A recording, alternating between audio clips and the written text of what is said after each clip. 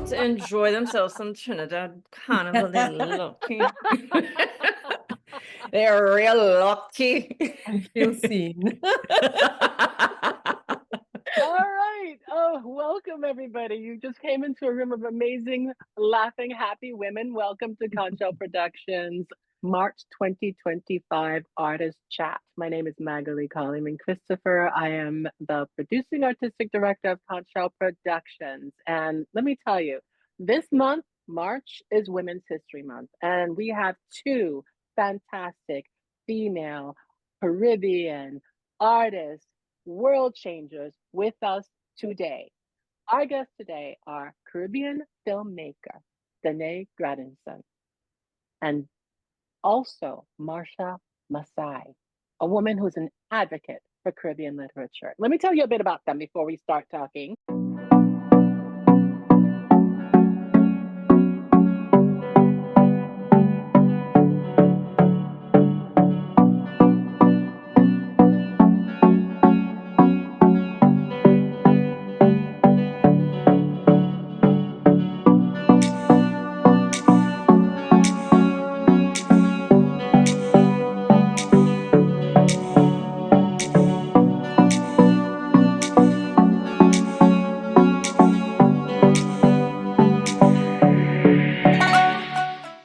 Welcome, welcome. Thank you, ladies, for being here. So today our topic is discussing the emerging opportunities and challenges for adapting Caribbean literature into film or television series. So this is a hot topic for me, as you can imagine, because we have the Caribbean Film Festival that we present every other year. But what I want to know from your perspective as a filmmaker, as the founder of an organization that focuses on the literature, what makes a novel's characters compelling enough for film adaptation? Can just any novel be adapted?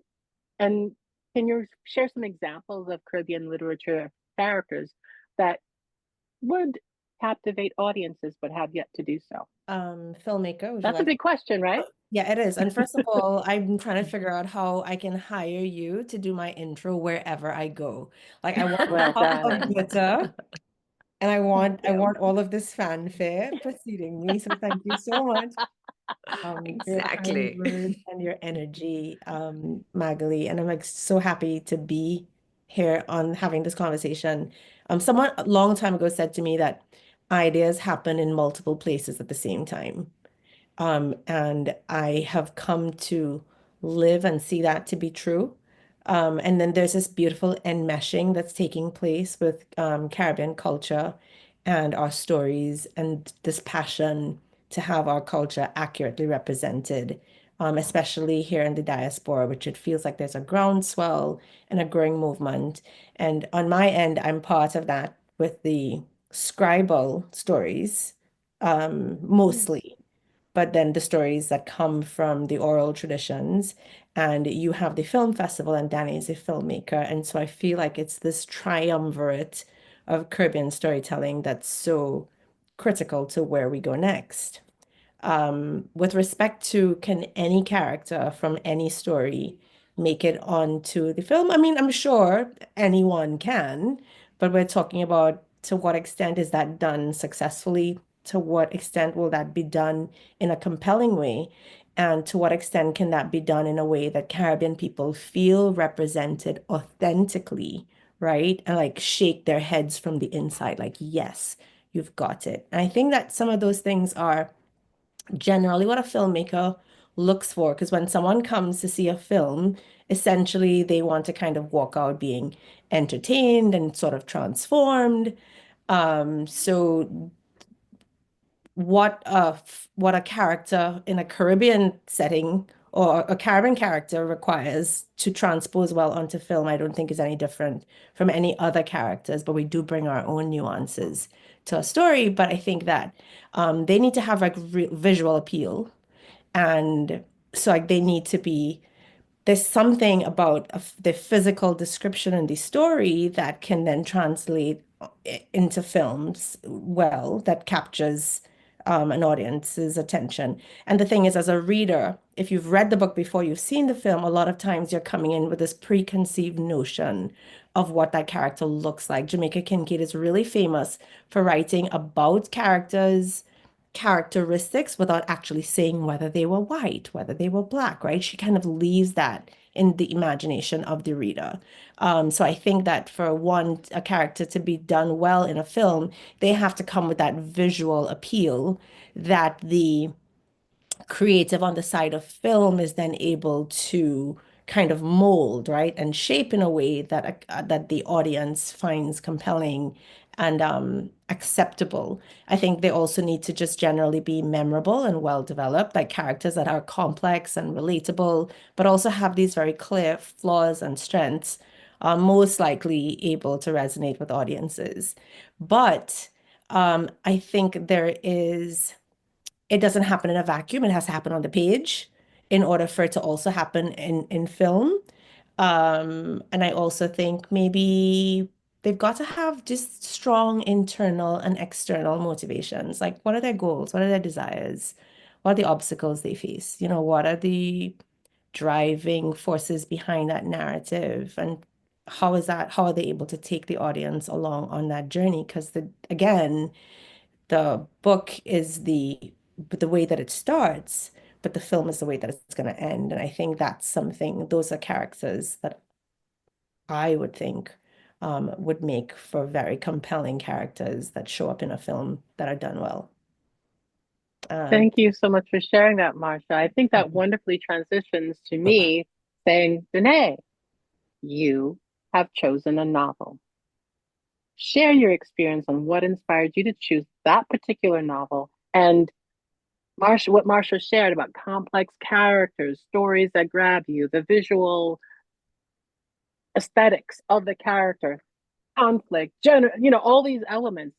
Are those the elements that made you go yes to the novel that you chose to adapt for your film? Yes.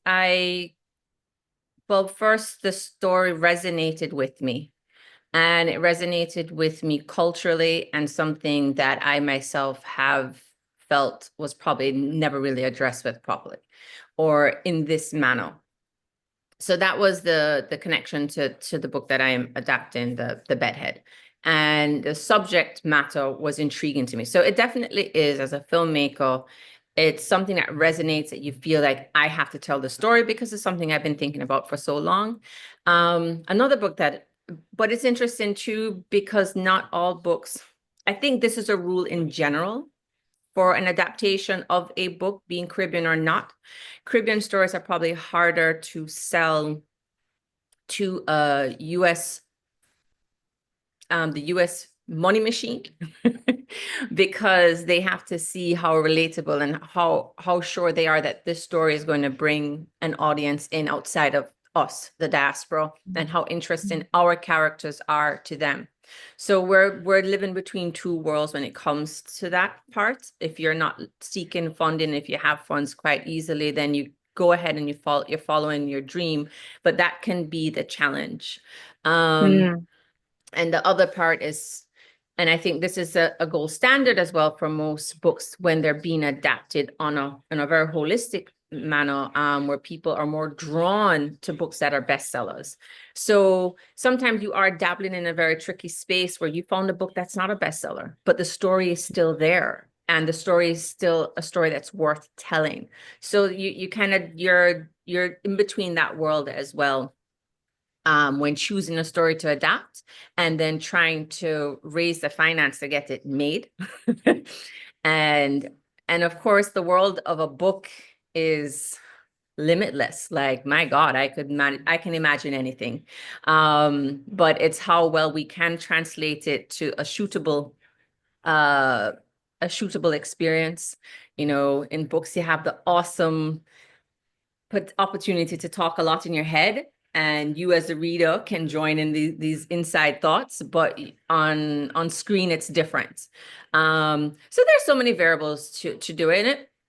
But I think to tie back to your initial question, which is how, what is the experience like bringing a Caribbean story? I think that's one of the biggest challenges, is just making sure that depending who you're going to for the money, because that's really all it really depends on, who you're going to the money, if they also resonate with the story that you have resonated with and how well you pitch why the story should be told and if it's relevant enough. But, you know, we all hope that the stories that we are bringing forward are stories that are inviting someone into our world, because we are trying to break stereotypes. We're trying to show them there's more than just, we're just sand, we're just a tourist destination, and, you know, that probably survived off of colonizers getting their money from sugar and whatever crop that they needed.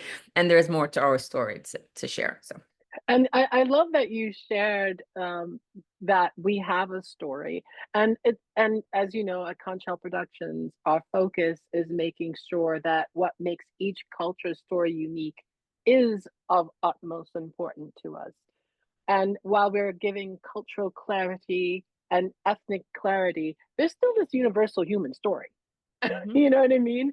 And I like that you share that one of the challenges that you face are getting funders. So, question for you, both of you: how can Caribbean governments and cultural institutions and private investors better support the development of funding of film projects that are based on Caribbean literature? Because I'm telling you, our literature is amazing. But how do we get these people, governments who have an interest in getting their story out, how do we get them to support? Have you had that experience of finding those groups that are culling these funds together? Because I know Jamaica is doing some amazing things with funding, with the program that they established. That was actually a product of the success of Black Cake, of One Love, of, you know, the adaptation of a novel, Black Cake, into a television series, and how internationally people loved it. So filmmakers are out there like you, Danae. Novelists are out there looking to be featured in your festival, Marsha. Where do they turn to come together and get those dollars? Do you have any insights for them? I do. I've been since I acquired the rights to this particular book, which is from 2017, we do each island, definitely the film commission has to hopefully help to activate the local community. What happens when you are telling a Caribbean story? One of the things I used to hear before, because this fund that Jamaica has is our first kickoff. They launched April of last year. And because it's the first one, they're still ironing out kinks to make sure, because it's government money, it's not privately donated money. How do we make sure that this grant goes in the right places and is done and, you know, is used properly? So we're still in that. Yay, thank you for doing it. But it hasn't yet, you know, finally kicked off. But in saying that, when I started my initial hunt for funding, one of the things you'll always hear is, how is your country supporting you? So it is, and especially I'm talking about from outside money, when I'm looking at the US and I'm in these markets, they are looking to see where's the support of your country or island. I wish that also CARICOM would come together. We are too small on our own to stand on our own.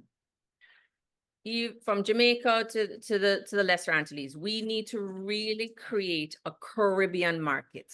We have to find a way that the numbers are coming in. How does CARICOM bring the film industry together? Because we can't all do it as one. I can't come with a story from Jamaica and think the 1 million on the island is enough to convince anybody, because we can't really account for the diaspora that's off the island, right? And that number is harder to come about, but we'd have to kind of tap that number in. But when they're looking at the market yourself, we don't have a strong market as an individual. We have to figure out how to become stronger as a region. And I think we also need to find ways to inspire our local investors in the Caribbean, the different various islands, to want to believe to invest in these films. Because if we can't get that local investment, why should anybody else believe us, unless you get lucky like a Black Cake and that person can get to the right person to say yes. You know, that's one of the challenges I find just for Caribbean filmmakers to get funded on a larger scale, is just showing our stories are viable. We have a large enough market, proven the numbers, and to get that type of support. Marsha.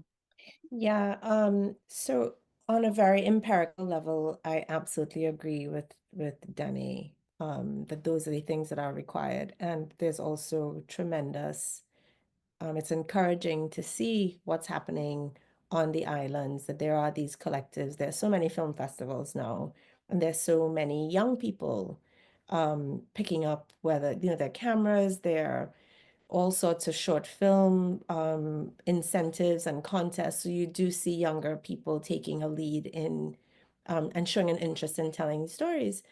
And there's a role for government, and there's a role for private-public partnership. And of course, we're talking about tax incentives, and we can talk about all of the various tax breaks and all the things that they can do to have films or the film industry bear more fruit. But I think one of the things that we also have to consider is that the taking the step back, and we first have to have this sort of overhaul of how we see ourselves and what we place value on. And so then the money will spring from that, support will spring from that. But what's required, I think, that's happening on the ground, but we don't necessarily see it trickle from the top down, is an ideology change on what we place value on. So I'm from Trinidad and Tobago, and we have become very wealthy over 100+ years on the non-renewable sources of energy, right? So there's oil and gas and there's ammonia. And we are seeing over the last decades, I mean, we're all seeing it. We're seeing what's happening in the world right now with global economics, that is changing and it's not as profitable. And we are creatives are like banging on the doors of decision makers and saying, but here's the orange economy. Like, we even have a name for it. Those people in Europe on Maslow's hierarchy of needs, who are like so far advanced that they can sit and they can muse and they can put all these cultural iconic pieces in museums and appreciate art. Like, I get that that comes at the end of a very long period of evolution, but they respect art. We are still trying to get lawmakers, decision makers, and we're trying to have our people understand that our culture is a renewable source of revenue that can be tapped into in a way that not only sustains us financially and economically, but creates this collective esteem that once is honed and developed and grown, like, can literally like raise us up, and we can see ourselves in different ways, and we can gatekeep our stories, we can own our narratives, we can do so much more with who we are. So I think it requires even public education. Like, I think it requires this really granular percolating all the way down to the bottom of how we see ourselves, what we ascribe value to, um, and then begin planning from there. So I know it's kind of fanciful and existential, and it's not dollars and cents in a way, but it requires an overhauling of our self-image. And the arts is always the ones like showing us the way. Like, it's the mirror, it's the reflection, it's showing us this is who we are and this is what we can do and how we can be better. So I think for governments to pour more money into this, they also have to buy in and allow the creative arts sector to also like co-lead them and show us the way. Thank you so much for sharing those points, Danae and Marsha. And I think the through line between both of your points is coming together, right? And coming together, my feeling, that's why I founded Conch Productions, is that it can't just be the Caribbean. It's got to be the Caribbean and the diaspora. Because at this point in our journey, more people of the diaspora live outside the Caribbean than those that live in the Caribbean. And the bringing together of those two groups is our power, right? And when I mentioned Black Cake, I mentioned it because it was a diaspora story. And not to say that only diaspora stories are going to meet the needs of a diverse audience, but I know with your literary festival that you must have faced the challenges of how to engage the diaspora audience and the Caribbean audience. And as a filmmaker, Danae, your films have shown in festivals, both Caribbean based and non-Caribbean film festivals. And so what experience have you had with the bridging of the gap between the diaspora Caribbean and the Caribbean that's based, the native Caribbean? What experiences have you had of positive, fruitful strategies to bring those two groups together? Because that's where the power lives, right? And it's not saying that other audiences don't matter, because the moment we speak diaspora, we're speaking people who have intermingled and intertwined in various groups. Share with me the strategies that have been successful for you. Just one strategy. You don't have to share all of them. Just one strategy that has made you go, yes, I bridged the gap.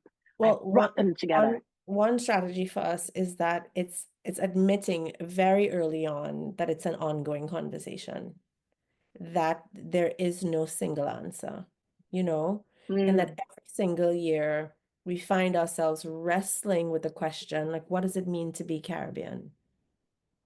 And I think that not having an answer and always being open to be a platform for the threshing out of those conflicts and those tensions and those various perspectives has been the most successful tool that we have employed, so that we have inadvertently become a bridge for the movement of stories between, I still call the region home. It's still very much home to me.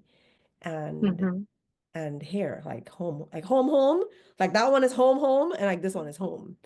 So for us, I can honestly say, just saying we don't know and we're going to figure this out, and maybe we'll never figure it out, but we are building a table where we are having these unfiltered conversations. And you've been there, Magaly, that there's this intimacy to the conversations that we curate that feel like we're talking on the veranda of your house. And if the neighbor comes by and enjoys the conversation, well, you're welcome.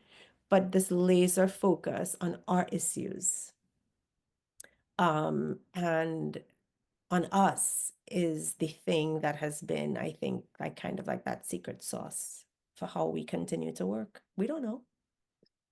So it sounds like for you, your literary festival is a bridge maker. Yeah, it has become. Beautiful. That's how I feel about Conch Productions and all our work. It's about that bridge. What about you, Danae, your experience? Well, my experience definitely shows itself up if I get selected in a festival in the United States of America. I immediately start looking for the consulates or the embassies, and I look for the communities to share that it's coming up and tell them that this is happening. And it has been successful in some regards. I just wish certain communities or foundations or organizations check their email. I won't say it was always successful, but it was me knocking on that door. And then being very intentional with not just inviting my friends, because I have a broad range of friends from different walks of life, not just that community support, but I definitely do want the Caribbean community support. And I always advocate when I can to implore our Caribbean folks that you need to research and get involved. Because if we don't get involved and look for these arts programs or these films, you're not helping us get the stories told, and you will always feel unsatisfied. So that's how I advocate for it, outside of me just trying to get someone to my film. But whenever I can, if that question comes up, I'm like, you guys got to participate, or you won't get what you want, and you will complain about lack of authenticity.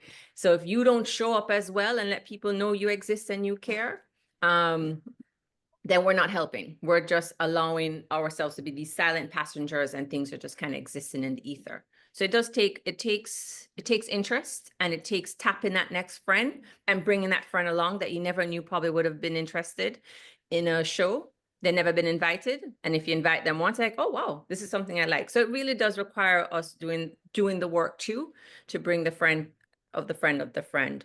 So that's one way. It is a challenge sometimes to find our audience. And then we have generational steps too. You know, you have your first layer of those that are like straight, and then they're having children. And then how do you let those that have children that are identifying with their parents' heritage, how do you let them really understand who they are? So we need to create this space and figure out a way to let them know it exists. So how do we find our people? Because we have to pass on the message and, you know, rope them in. So I love this. So let's segue to, we've been talking about the pros of taking novels and turning them into film, getting our stories out there, bringing together the Caribbean for a common cause of expanding the perception of what it means to be of a particular Caribbean nation. But what are the cons, if there are any? And if you feel there's a con, what are your thoughts about that con? Can you ask that question again? Yeah, we just talked about the pros of adapting Caribbean literature into film, right? And that they included one, bringing the people together, acknowledging that our cultures are unique and we're not just, you know, places where you get drunk and sit on the sand and relax. Right. Bringing awareness to the voices that have been left in libraries that people may not have read, right? And bringing together the Caribbean community, diaspora, and Caribbean to support these causes. So building bridges.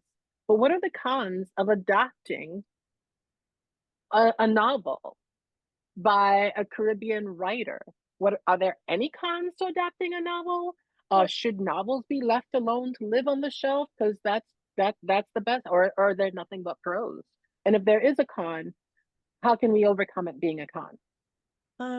From the literature perspective or the literary perspective, I'll say that there are some narratives that simply, although they may be well written, they just don't translate very well. There might be a certain interiority to the character or to the protagonist, and I think Danae had mentioned that a little bit earlier. And books do allow the reader to go along. Like I can think of every single Virginia Woolf book, like every single one. Like I cannot think about anyone that could possibly be a great film because the characters live so much in their heads. Think of Life of Pi a little bit. But that's outside of right. I'm looking for like non-Caribbean literature references, right? So I feel like narratives that are like too philosophical or have like too much internal consciousness going on. I'm just speaking like purely from a literary perspective, may not adapt very well. And then some novels are also pretty long and may not do well as a movie, but might do really well as a series. And I can think of Andrea Levy with her Long Song, that was adapted by PBS. It was a beautifully, beautifully rendered series. So those are two. If we're like, if I'm interpreting your question very literally, what are the cons? I agree with the points you pulled out, which is sometimes some stories just don't adapt well.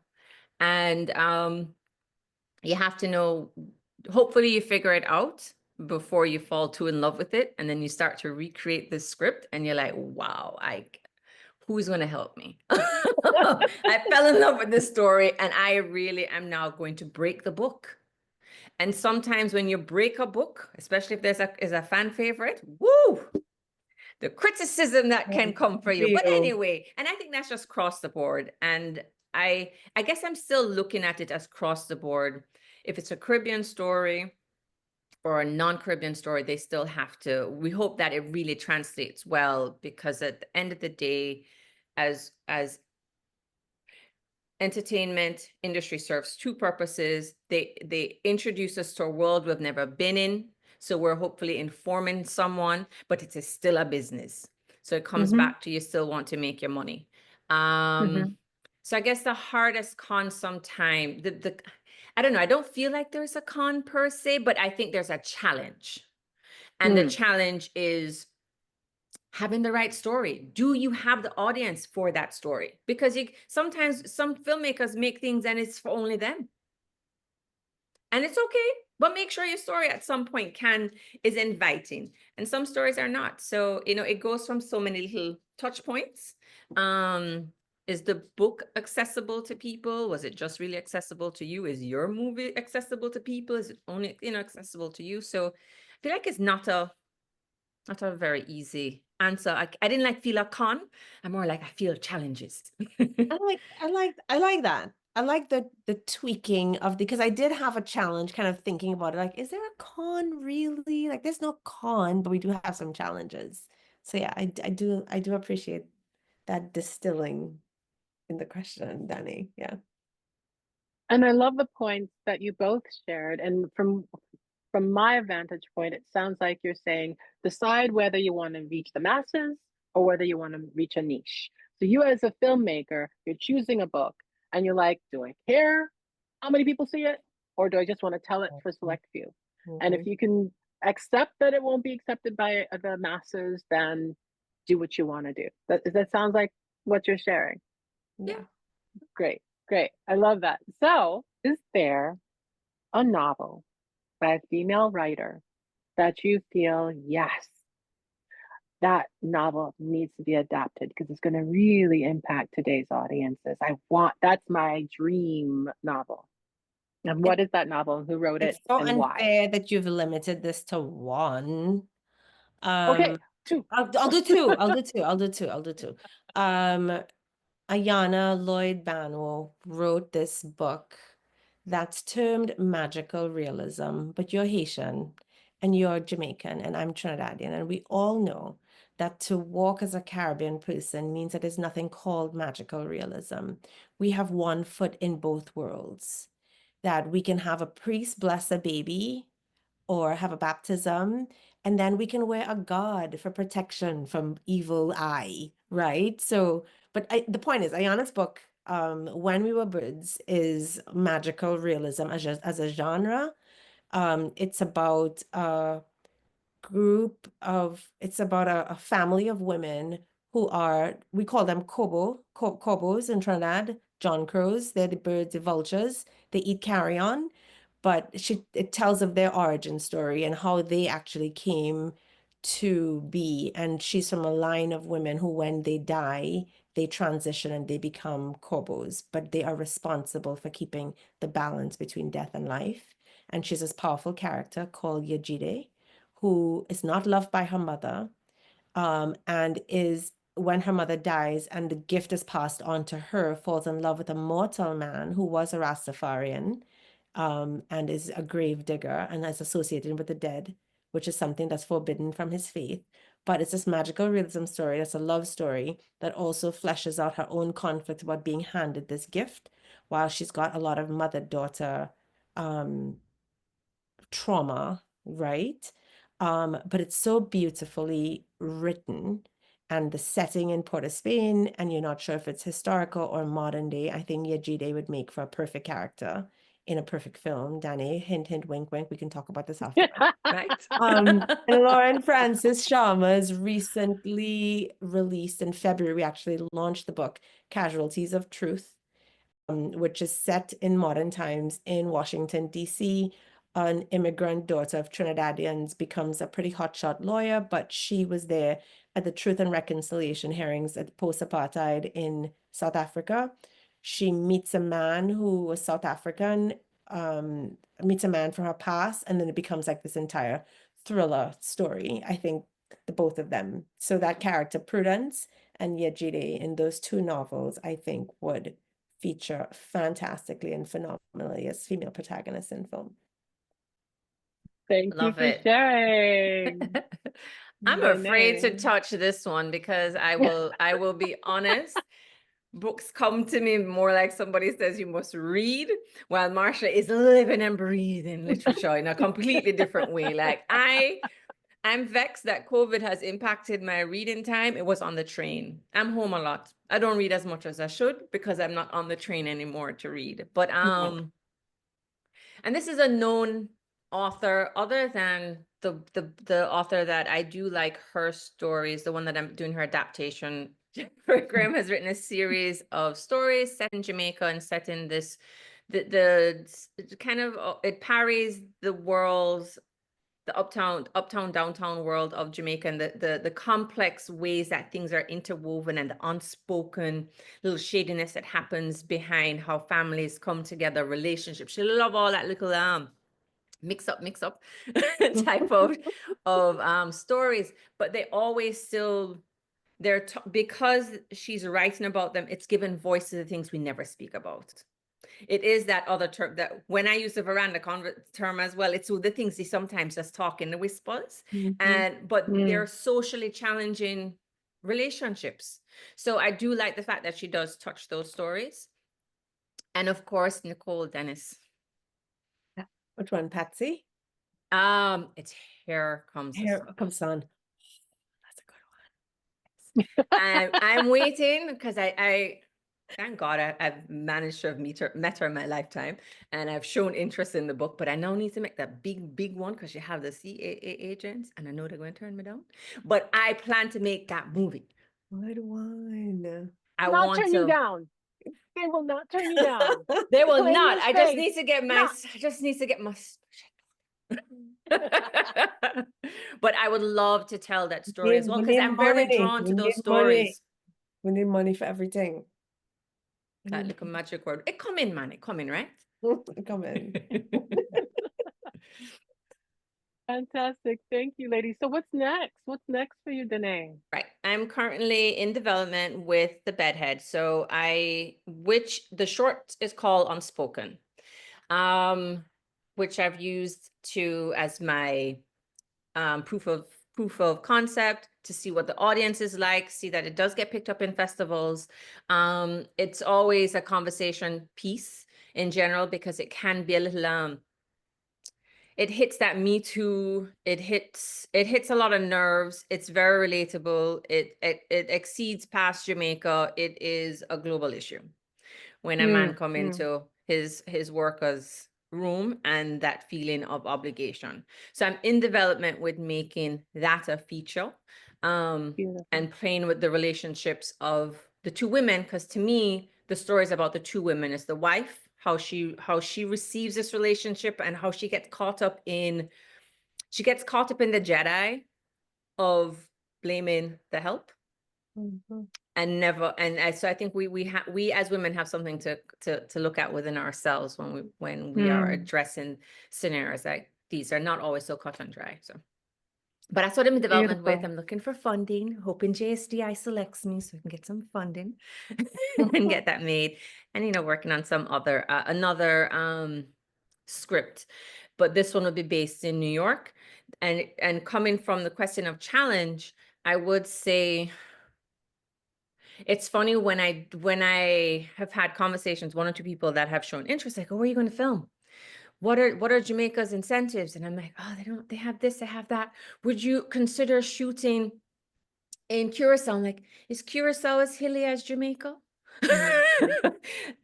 So that does become a con and a challenge sometimes. And then there, just having to decide if you want to pivot to another island. And hopefully they can still give you, yeah, we're similar. But they're always something that makes very distinct that your home. But I am working on a story that's still rooted in a Jamaican character, but in the US, in New York. She's in deep development, but that's my next one. Thank you for sharing, Danae. And Marsha, what is next for you? I'm hoping to go into a state of cryo sleep to stop the ideas. Because I'm constantly thinking about what's next. But honestly,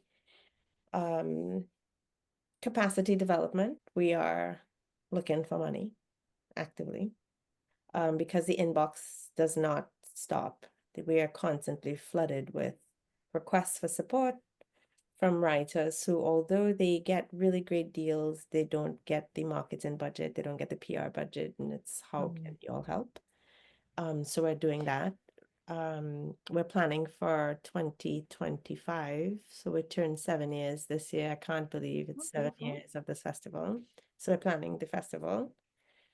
And building the team, assembling some volunteers and networking. Danny made a really good point about I think that's been the greatest challenge for us, balancing the workload with the networking, because we're creating this beautiful content and responding to writers and the stakeholders in the industry, but we're kind of sometimes screaming into the void if we're not doing that networking piece to get people to see. And the team is very small, so often we make these sacrifices and trade-offs. So networking is a big part of our next steps. Networking. I'm looking forward to I your wish there next was like a one. single hub of place, like for all Caribbean creatives, like, like film, stories, music, click here. And then we could just like share information, resources. You tap into my network, I tap into yours, because there's so many people who show up and I say, I never knew. Oh my God, y'all did this. This is wonderful. Can I come again? And we're like, there's more. And there are more people doing these things. How could we get each of those people to support Talking. all of the things that we do? Yeah. Very good How can we question. make that dollar? Because our program is free. But how can we make that person like hop around to all of these diasporic cultural events? Yours, Magaly, Danny has a film. We feature it at our festival. We share the information on our platforms. I wish there was just like a single place, because it takes about 65% of our effort just to get to the right people. And a lot of times, I'll be honest, I don't think that we're not getting to enough people. No, we're not. And I like that wish. I share that wish. So let's manifest that wish into a reality. Yeah. Let's do that, because kind of hub, it's a hub. Yeah. A hub for all 28 nations. And I wonder. You saw we have CARICOM and CARICOM meet in the Caribbean. We need to create a CARICOM for us in Northeast, and hopefully it can really take over some of the major cities where we know West Indian folks have adapted to, from where in LA to Florida to Connecticut, Boston, Jersey. If we could get our consulates to find a way for them to communicate just as well, to help bridge the gap. They might not be finding the people, but people go there to get their embassy things like passports. So you're hoping they have access to. My experience is that they have a lot of heart. They have a lot of heart. They really, really want to, but a lot of times they too are operating on shoestring budgets. But I don't want them to think that they're responsible for funding, but they become like a vehicle for communicating. Yes, and then that they has could been really good for sharing our information. At the very least, could you put this in your newsletter? Right. Exactly. But how do we bring them all together? How we get them all together? And not like, I think, because sometimes we're too I think one. the idea is to create a collective. Yes. I mean, I belong to collectives.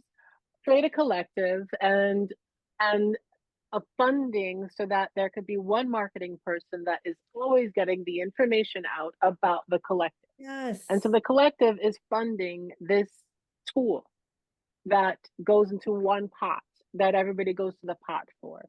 The language manifests the action. I'm excited. So we're going to talk, Marsha. Yeah, that's going to take a huge chunk of effort off of all of us. Yeah. Because what's the point of going in our little circle and not going beyond our circle and creating the table where everybody sits? Yeah, and then everybody sits and eats what they want to eat. The one person brings a friend. Yeah, like that's. We have to do that, because it's funny. Two things popped in my mind. I was like, oh, like Caribbean film series, which is like once every 3 months at BAM. At It's BAM. great, but how to collaborate with that organization, which is Third Horizon, and I can't remember two other people. It'd be great to like really bring people together as well in the industry, Okay. as well as the Caribbean book festivals that are actually in those main hubs, Miami, yours. And Yeah. the other thing that really struck me too, I was like, oh wow, you have a book festival in the Northeast. How do we get filmmakers to come? Because at the end of the day, if you're not like sitting on like these endless stories in your head that need to be told, you're also looking for a story that kind of just comes together and resonates. And that's what happens. People are showing up to the festival looking to make these connections. You have Mm-hmm, writers showing up, you have agents showing up, you've got filmmakers showing up, you've got all kinds of people. And as a literary festival, I think like we have like the most flexibility because like mm-hmm, we look for the story at the center of everything. So it's not mm-hmm, just film, it's like this or it's this intersectional space of story, poem, song, film, right? Like, mm-hmm, um, how can we truly maximize that? And the hub, I feel like it's something that we could even just tap into. Like, I can just, this is what I want from it. I just want, mm-hmm, Right. I just want X for this Yeah. person. But then I might want all of it for my festival, for instance, we're doing a book launch. I might only need to reach a small sect of people because the bookstore only has 50 seats. But for the festival, where I need 200 people to show up every day, I want this blasted to the entire collective. So this opt-in ability to scale who I want to reach and the numbers. mm-hmm. Because we're all going Yeah. after the same people. So Yeah. your effort and my effort, and we're doing this in silos. Imagine if Yeah. it's one place, managed and monitored. Um, it would be so Or much. even as well, taking those collectives, as Magaly had pointed out, and just say, hey, really, let's bring this pot together. Everybody can still do what they're doing, but really Let's bring bringing this people, pot because we together. just don't Yeah, know it Invest into exists. the yeah, pot. yeah, Yeah, yeah. invest into the and I'm grateful to have you ladies here coming up with this conversation and a plan. And everybody watching this better get on board. We have a plan here. So I want to thank you both for your insights and these amazing ideas in this brainstorming session that we just had. And we literally had this amazing brainstorming session, and Agreed. um, uh, promoting collaboration among the diaspora and making sure that we are sharing audiences. And wow, I'm out of breath. It started about just adapting novels to film, and we're talking about adapting our mindsets on how to reach audiences. This is good. This is good conversation. Thank you, Danae. Thank you, Thank you Marsha. for And having thank me. you to everyone for tuning in. If you think this conversation is rich, then you need to focus in on everything that the Brooklyn Caribbean Literary Fest is doing to hear more of rich conversations. And when is your festival, Marsha? It's September 11 to 14th, 7 to the 11th. Don't quote me, somewhere on there. So keep your eye on their Instagram page to find out when the festival is taking place. And keep your eye on our artist chat series. We come out with a new chat every month, and you get to meet amazing artists and listen to these conversations that I know are inspiring you. I know they inspire me. So be sure to subscribe and follow and check out our social media pages to find out about notifications about our upcoming events. I want to thank you all for watching and see you next time.